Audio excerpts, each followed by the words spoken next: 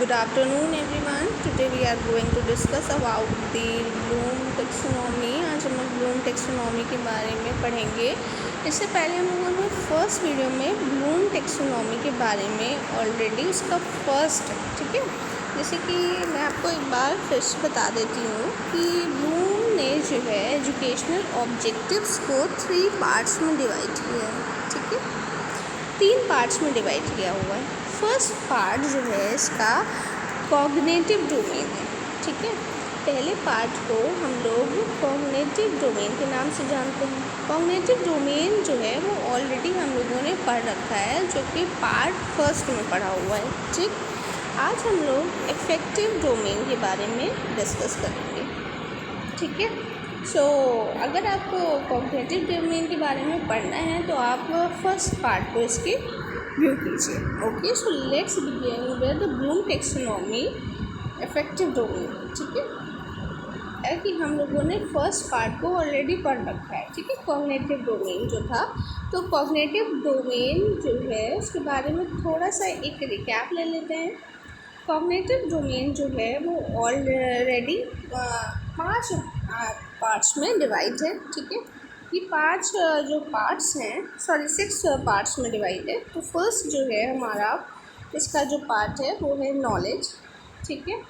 ये जो है जो कॉग्निटिव डोमेन है वो बेसिकली हमारे इंटेलेक्ट से, हमारे याद करने से, हमारे मस्तिष्क से जुड़ा है। आप इसको ऐसे भी समझ सकते हैं। तो हमारी क्या होती है, जो हमारा लेवल है, ठीक है, कॉग्निटिव डोमेन का, यानी कि हमारे मस्तिष्क जो याद करने की क्षमता है, जो दिमाग से रिलेटेड जितनी भी चीज़ है, उसमें सबसे जो लो लेवल है वो याद करना है। इसलिए इसको कॉग्निटिव नॉलेज को लो लेवल बोला जाता है, क्योंकि इस लेवल पे सिर्फ रोड मेमोराइजेशन कह सकते हैं कि रटना, ठीक है, रटते हैं बच्चे और रट के याद करते हैं। फॉर एग्जाम्पल जैसे छोटे बच्चे 2 का टेबल याद करते हैं, ठीक है, तो वो क्या होता है हमारा नॉलेज में आता है और सबसे लो लेवल का आता है, ठीक। फिर सेकंड हमारा आता है कॉम्प्रीहेंशन, ठीक, या हम इसको अंडरस्टैंडिंग भी बोलते हैं। इसमें क्या होता है कि बच्चे उस चीज़ को समझते हैं, ठीक। फिर हमारा आता है एप्लीकेशन। थर्ड पार्ट है हमारा एप्लीकेशन। इस लेवल पे बच्चे जो कुछ समझते हैं उसको करके सीखते हैं।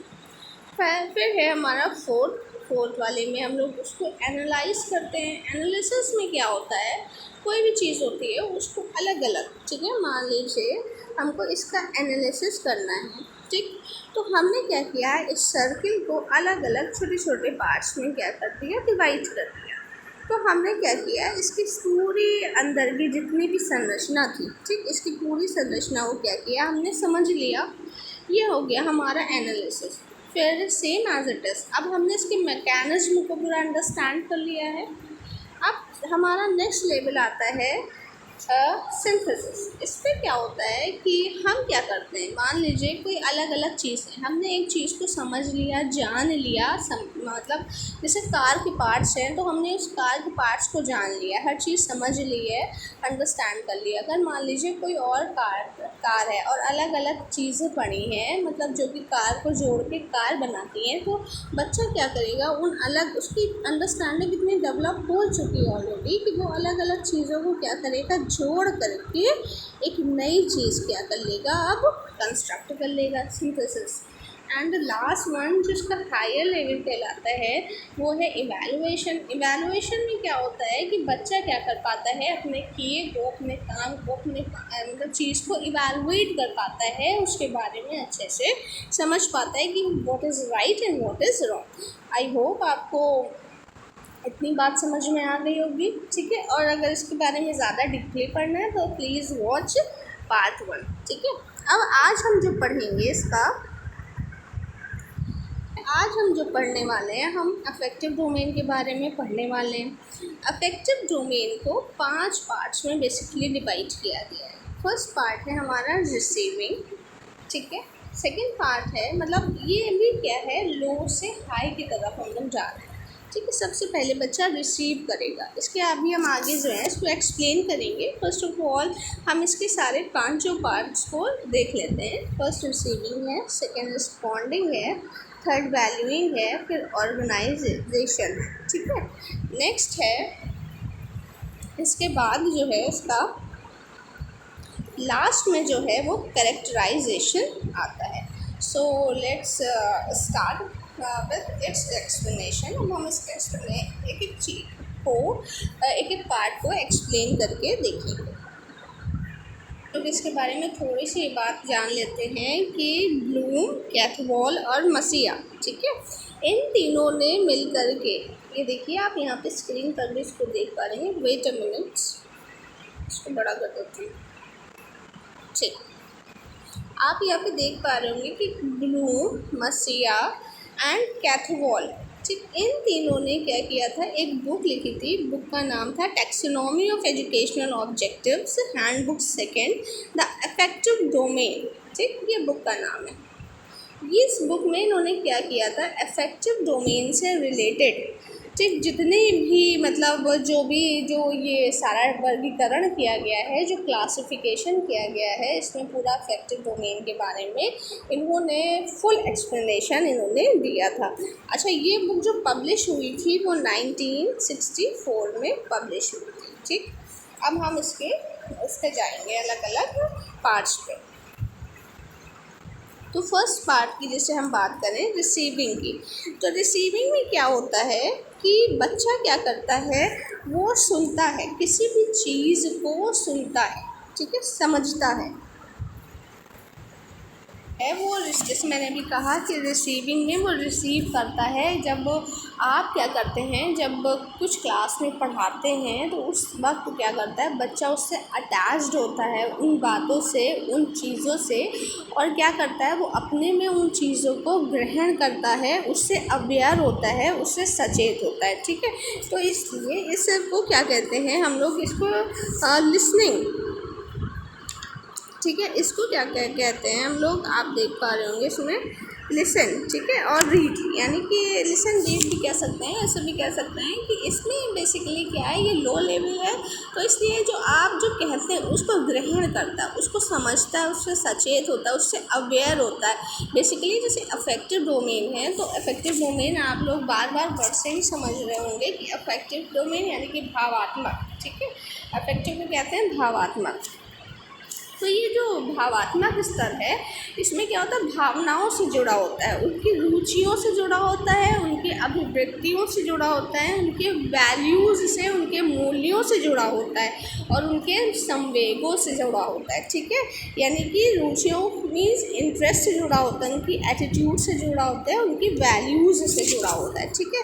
तो इसमें क्या होता है कि लो लेवल पे बच्चा हर चीज़ को सचेत करता है, ग्रहण करने की कोशिश करता है। जब सेकेंड लेवल पे आता है रिस्पॉन्ड करने की, तो एज अ वर्ड आपको वर्ड से ही समझ में आ रहा होगा, इसमें बच्चा क्या करता है, किसी चीज़ की विलिंगनेस जाहिर करता है, विलिंगनेस टू रिस्पॉन्ड, ठीक है, रिस्पॉन्ड करने की विलिंगनेस, वो रिस्पॉन्ड करता है किसी चीज़ को आत्मसात मतलब सुनकर, महसूस करके,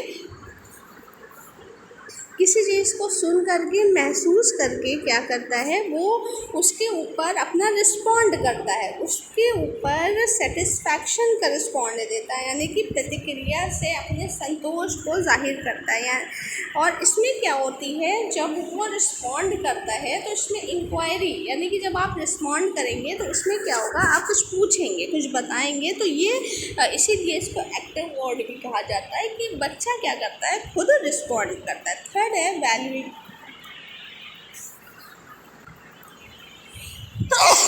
वैल्यूइंग की, यानी कि मूल्यन,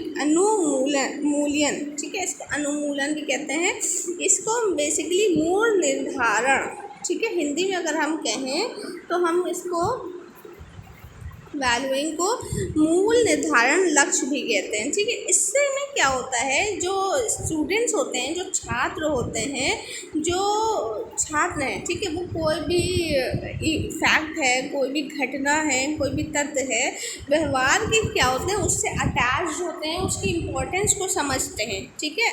जब आप किसी चीज़ से अटैच होंगे तब आप उससे उसके इम्पोर्टेंस को समझ पाएंगे। आप इसको इस एग्जाम्पल से भी ले सकते हैं। मान लीजिए आप वो पढ़ रहे हैं, इफेक्ट ऑफ पॉल्यूशन। ठीक है, आप इफेक्ट ऑफ पॉल्यूशन पढ़ना है तो उसमें क्या हुआ, फर्स्ट ऑफ ऑल जब आप उससे अटैच्ड होंगे, ठीक है, उसके बाद क्या करेंगे आप उसके, जब आप देखेंगे कि ऐसा इफेक्ट पड़ रहा है, ठीक है, जब आपकी भावनाओं से भी थोड़ा जुड़ेगा तो फिर आपको जो इफ़ेक्ट हो रहे हैं, जो उससे हानियाँ हो रही हैं, उसके बारे में आपको अच्छे से हानियों के बारे में पता चलेगा। ठीक है, आप दूसरों के मतलब होने वाले जो उनके ऊपर दुष्प्रभाव हैं आप उनको अच्छे से समझ पाएंगे। तो यही कह रहे हैं, जो कोई भी घटना होती है, कोई भी व्यवहार होता है, आप उसको क्या करते हैं इस लेवल पे अच्छे से गुण, उसकी जो जो क्वालिटीज़ हैं, ठीक है, उसके जो मूल से संबंधित जो भी भाव हैं, ठीक है, जो भी वैल्यूज़ हैं, जो उससे संबंधित भाव हैं, आप क्या कर पाते हैं इस लेवल पे उससे अटैच हो पाते हैं, उसको स्वीकार कर पाते हैं। कैसे स्वीकार कर पाते हैं, इम्पोर्टेंस को, उसकी वर्थ को, उसकी इम्पोर्टेंस को समझ पाते हैं। ठीक है, अब नेक्स्ट इसका लेवल है ऑर्गेनाइजिंग। ठीक है, तो ऑर्गेनाइजिंग इस लेवल पे क्या होता है, ऑर्गेनाइजिंग इस लेवल पे आप क्या कर पाते हैं कि जो आपके डिफरेंट ओपिनियन हैं, डिफरेंट चीज़ें हैं, जो आपने व्यू पॉइंट लिए हैं, आप इस लेवल पे आकर के उन चीज़ों को कंपेयर कर पाते हैं, देख पाते हैं कि ये जो फॉर एग्जांपल जैसे मैंने अभी आपको बताया कि आपने लिया पॉल्यूशन, ठीक है, आपने लिया पॉल्यूशन, तो पॉल्यूशन के आपने देखा कि डिफरेंट टाइप्स देखे, हर टाइप्स को कंपेयर किया, ठीक है, कंपेयर करने के बाद उसको रिलेट किया, अदर व्यू पॉइंट से भी उसको क्या किया, ये देखिएगा अदर जो वैल्यूज़ हैं, व्यू पॉइंट्स हैं, आपने उससे कंपेयर किया, उसको कंपेयर करने के बाद दूसरी चीज़ों से रिलेट किया, ताकि आपको क्या हुआ, हर एस्पेक्ट के बारे में बेहतर से बेहतर तरीके से समझ में आ पाया। फिर लास्ट में है कैरेक्टराइजेशन, यानी कि चरित्रीकरण। कैरेक्टराइजेशन को हम लोग चरित्रीकरण के नाम से भी जानते हैं, इसको मूल व्यवस्था भी कहते हैं। इसका एक नाम जो है कैरेक्टराइजेशन का मूल व्यवस्था भी है। इसमें क्या होता है, कैरेक्टराइजेशन में क्या होता है, जब आप हर चीज़ को समझ लेते हैं तो आप खुद भी क्या करने लगते हैं, उसी तरह से आपका चरित्रीकरण हो जाता है। वो वैल्यूज़ जो आपने अभी तक सीखी हैं वो आपके चरित्र में दिखने लगती हैं, यानी कि जब आप किसी चीज़ से जुड़ गए हैं, ठीक है, तो क्या हुआ, जब आपने जैसे ये डिफरेंट स्टेजेस हैं जो भी हमने बताई, जैसे कि सबसे पहले तो आपने सुना, समझा, रिसीव किया, फिर रिस्पॉन्ड किया उसके ऊपर, उसके बाद आपने उससे आप अटैच हुए, आपने उसकी इम्पोर्टेंस को समझा, इम्पोर्टेंस को समझने के बाद आपने डिफरेंट व्यू पॉइंट्स लिए और उसको अलग अलग समझने की कोशिश करी, यानी कि हम इसको सिंथेसाइज भी कह सकते हैं, संश्लेषण करना। ठीक है, ऑर्गेनाइजिंग को क्या कहते हैं हम लोग, संश्लेषण भी कह सकते हैं, जिसमें हम लोग क्या करते हैं, अलग अलग व्यू पॉइंट्स हमने देखे और उसको क्या किया, उसके बाद एक रिजल्ट निकाल लिया। लास्ट वाला जो हमारा है कैरेक्टराइजेशन, इसमें क्या होता है कि जब हमने हर चीज़ समझ ली तो धीरे धीरे वो हमारे उसमें कैरेक्टर में, हमारे चरित्र में वो चीज़ दिखाई देने लगती है, यानी कि हम उसको आत्मसात कर लेते हैं। फॉर एग्जांपल जो जो चीज़ें हमने देखी, जो जो कारण हमने देखे, अब हम खुद भी उन कारणों से बचेंगे। हमने हर चीज़ अपने जो आसपास की थी वो ऐसी रखी कि हम खुद पॉल्यूशन किसी तरह से हमारे मतलब उससे नहीं फैले, हम खुद ऐसे बन गए, हमारे किसी भी काम से पॉल्यूशन ना फैले, हमारी जो आसपास की चीज़ें हैं वो पॉल्यूटेड ना हो, इस तरह से इसको एडजस्ट कर दो, ऐसे कर दो, तो वो क्या हुआ, उसका यूज टू हो गया, उसके चरित्र में, उसके व्यवहार में व्यक्ति के वो चीज़, हमारे स्टूडेंट के वो चीज़ आने लगती है। आई होप आपको इतना समझ में आ गया होगा। एक बार मैं आप लोगों को इसकी हिंदी में भी बता देती हूँ कि रिसीविंग को आग्रहण कहते हैं। ठीक है, रिसीविंग, फर्स्ट वाला है रिसीविंग को आग्रहण भी कहते हैं, सेकंड है रिस्पॉन्डिंग, रिस्पॉन्डिंग को अनुक्रिया कहते हैं, वैल्यूइंग को अनुमूल्यन कहते हैं, ऑर्गेनाइजिंग को व्यवस्थापन कहते हैं और कैरेक्टराइजिंग को चरित्रीकरण कहते हैं। ठीक है, आई होप आपको इतना समझ में आ गया होगा। अब जो इसका थर्ड पार्ट है जो है साइकोमोटर डोमेन, वो हम लोग अब नेक्स्ट वीडियो में पढ़ेंगे। Okay, thank you.